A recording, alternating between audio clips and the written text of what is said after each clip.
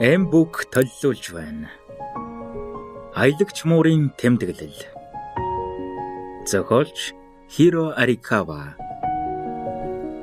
Орчуулсан Хүрлбаатрын өсөх баяр. Өгүүлэгч Баатар Жавын дархан сүх.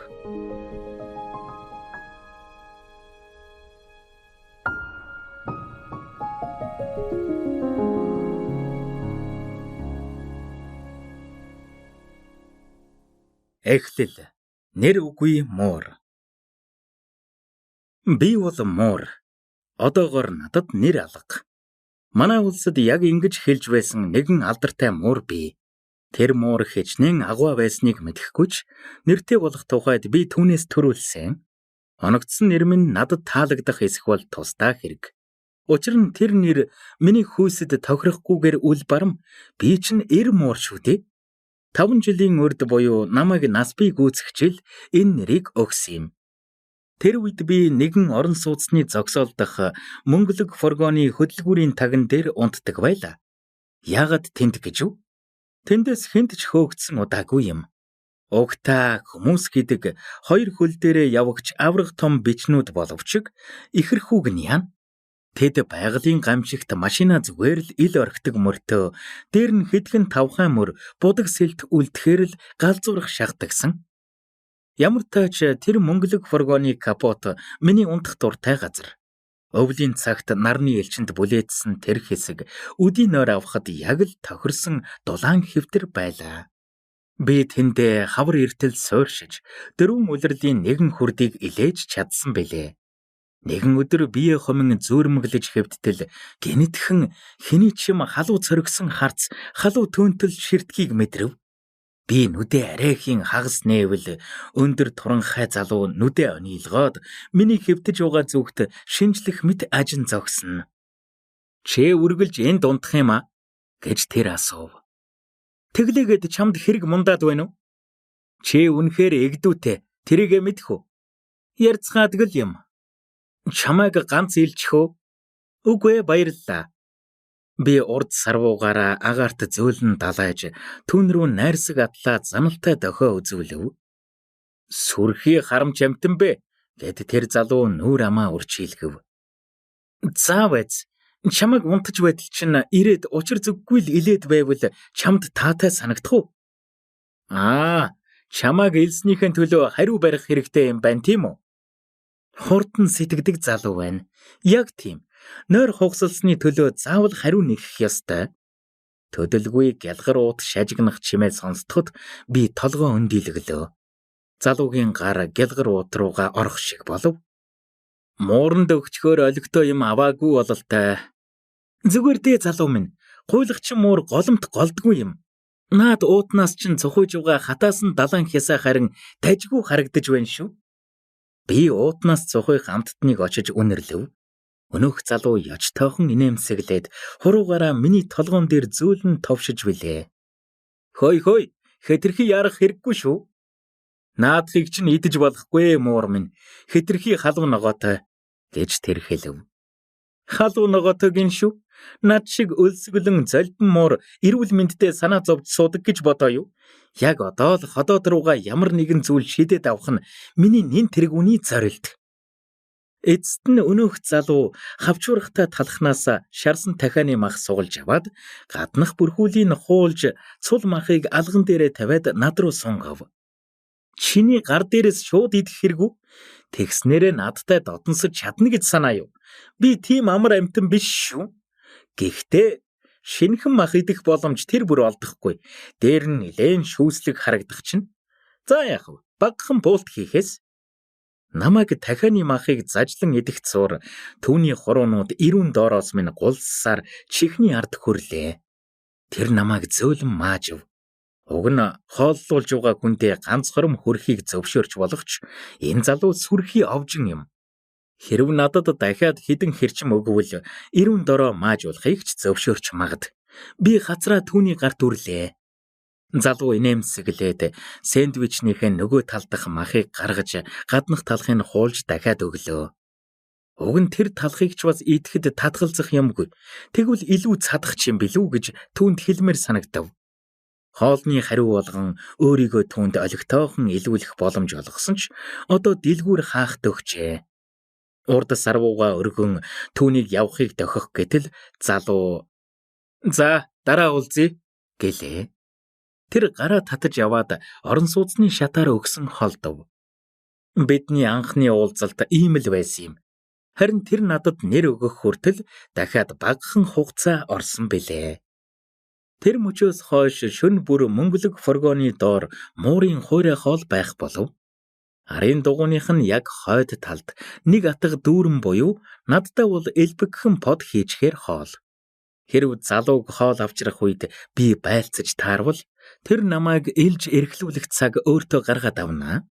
Харин намайг байхгүй үед тэр өргөл барьцаа даруухан гихчин орхиод явдагсан.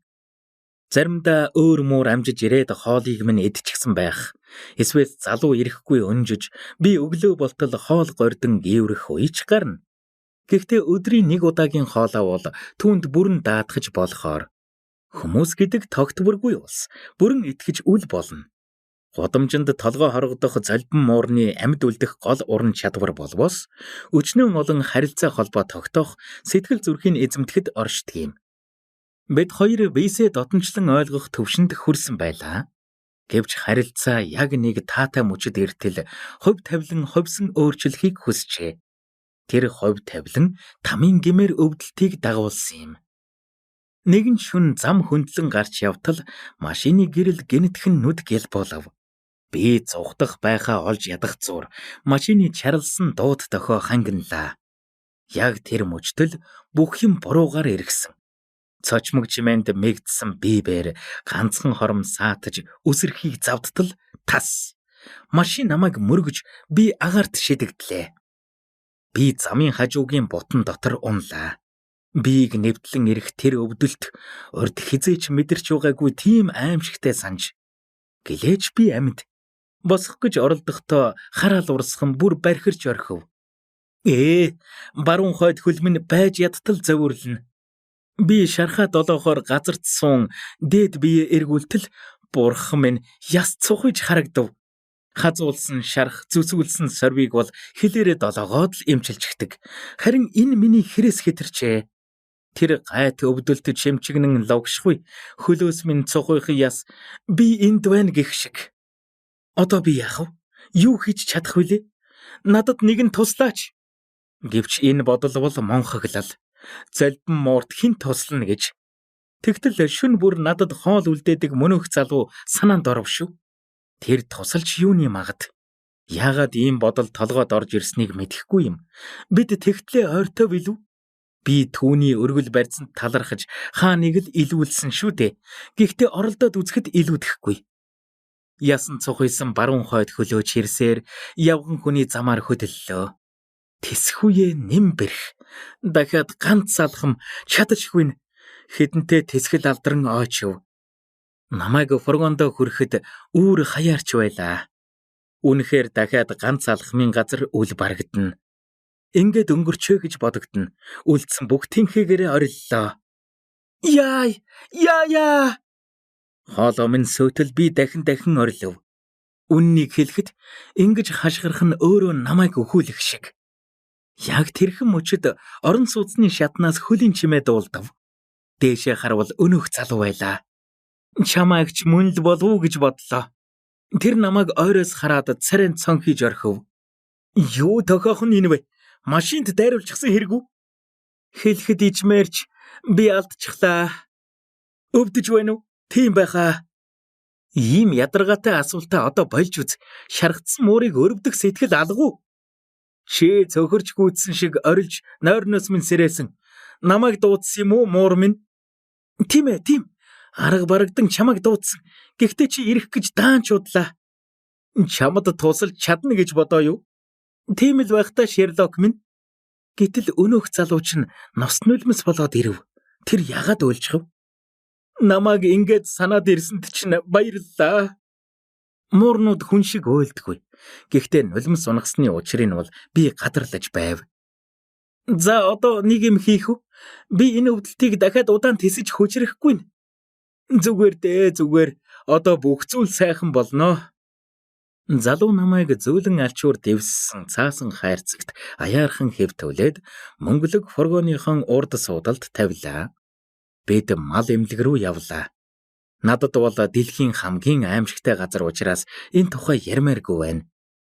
Шарх маань Илаар болтол би тэр залуугийн гэрт суухаар болвоо. Тэр байрандаа ганцаараа амьдардаг. Гэр нь цэмцгэр цэгцтэй юм.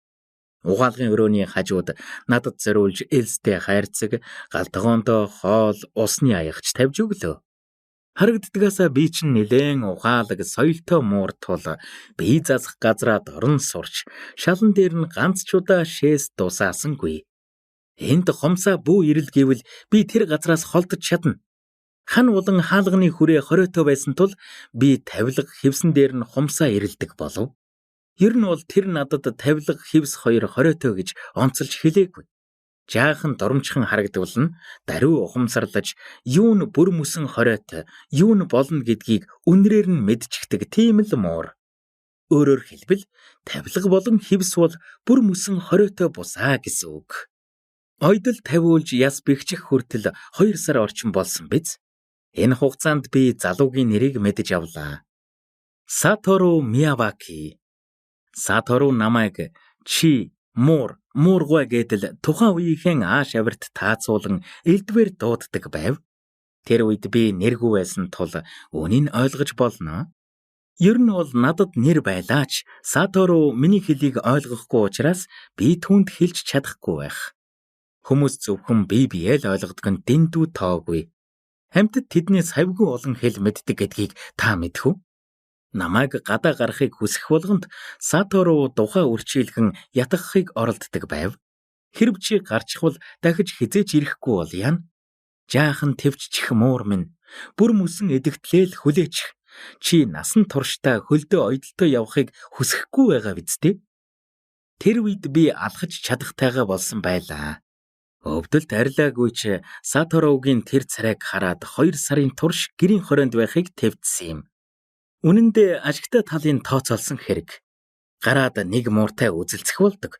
Гэтэл говьгонсон юм явах тийм ч сайн хэрэг биш. Ингээд шарах минь бүрэн Илаар болтол би тэндээ үлдсэн бэлээ. Сатору намайг өөдрүүд өгөх бүрд төгшүүрт харцаар зогсоодог байсан бол одоо харин би өөрөө гаргаж өгөхийг хүсэн мяу гэж дуугарна. Надад тус хүргэсэнд баярлалаа. Би үнийг үрд санаж явна. Мөнгөлөг фургооны дор надад дахиж ганц ч хэрчм мах үлдээхгүй байсан ч болно. Би чамд насан туршийн аз жаргал хүсье. Сатору төгссөн гэхээсээ илүү хаягдсан мэт өрөвдөлтөй харагдав. Өнөөхөд тавилга хевс хоёрыг минь хардаг шиг тийм харцаар. Бүр мөсөн хориотой биш гэлээч арайчтэй гих шиг. Чи гадаа амьдрахыг илүүд үзсээр л байгаа хэрэг үү? Хүлээгээрэй. Одоо тэр нулимстай царайгаа болж үз. Наад харц чинь намайг явхад минь хүртэл гуниг төрүүлээд байна шүү дээ. Гэтэл тэр гинэтхэн сонстоо муур минь чи миний муур болоход бэлэн байна уу гэж асуув. Би үнийг хизээч боломжит хувилбар гэж бодсон удаагүй. Ясны залбин муур учраас хүний инрэлд багтсан гэрийн амтан болох тухай бодол толгойд минь хизээч орж ирж байсангүй.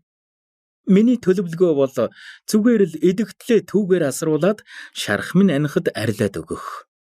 Үгүй ээ, үүнийг арай өөрөөр хэлье. Би явах ёстой л гэж бодсон хэрэг. Явхаар шийдсэн л бол хүнээр хөөлгүүлснээс нэр төртөйхөн чимээгүй гарч явах нь хавьгүй дээр. Юун төлөө муур вүлээ? Хэрв чи намайг тижээвэр муураа болгохыг хүссэн бол эртхэн хэлэхгүй дээ.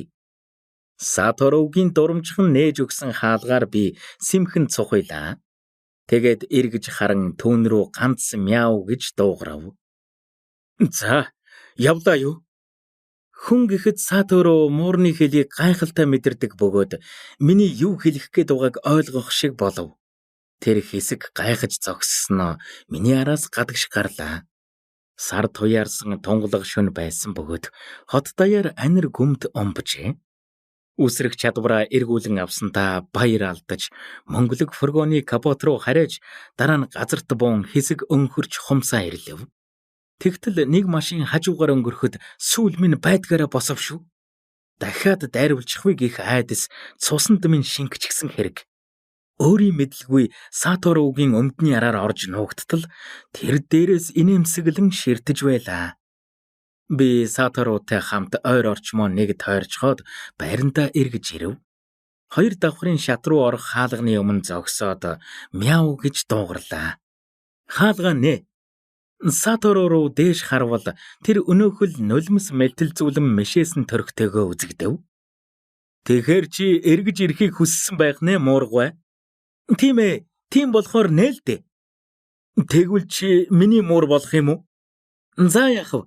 Гэхдээ хаяа хамтдаа салхинд гарч байх юм шүү. Ингэж л би Саторогийн муур болсон юм да. Намайг хүүхэд байхад яг чамтай адилхан нэг муур байсан. Саторо шүүгэнээсээ зургийн цомог гаргаж ирэв. Харав уу? Цомог тэр чигтээ муурны зургаар дүүрэн. Ийм хүмүүсийг юу гэж нэрлэдгийг би мэднэ. Муурны улаан фанат. Зурган дээрх муур үнэхээр надтай адилхан байв. Бид хоёулаа бараг л цагаан биетэй, зөвхөн нүүр болон сүүл хэсэгтэй л толботой. Нүүрэн дээрээ хоёр толботой, сүүл нь хар бөгөөд тахир.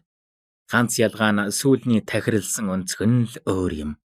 Харин нүүрэн дээрх алаг толбонууд яг ижил шүү. Духны хоёр талд байх толбо нь доошоо налуу болохоор хятадын хачи буюу 8-ын тоо шиг харагддаг байсан юм. Тийм болохоор би түүнийг хачи гэж нэрлсэн. Хэрв тэр нэр өгөхдөө ийм логик ашигладаг юм бол надад юу гэж нэр хайрлах болж байна?